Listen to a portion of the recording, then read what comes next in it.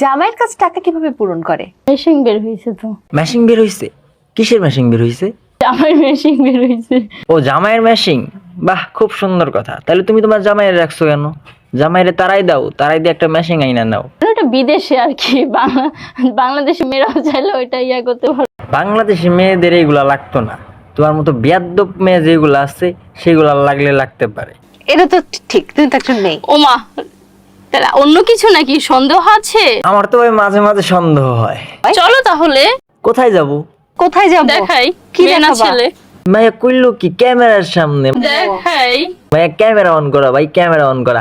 তুই ক্যামেরার সামনে কইলি যে চলো দেখাই, দেখাই। মানে এখন দেখাইতেও চাইতেছিস তুই? সি, একটু নিজের প্রতি লজ্জা আনা উচিত তোর।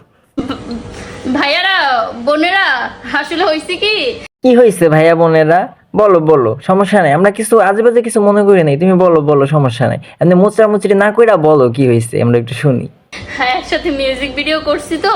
ও আচ্ছা, বুঝছে এবার। একসাথে মিউজিক ভিডিও করছো তো, অনেক হাঁপাই গেছো, এই কারণে বিছনায় একটু শুয়ে আসছো, একটু রেস্ট করতেছো এই আর কি। হ্যাঁ সরি সরি সরি, এই টাইমে ক্যামেরা অন করা উচিত ছিল না। যাই হোক, আমরা সরি।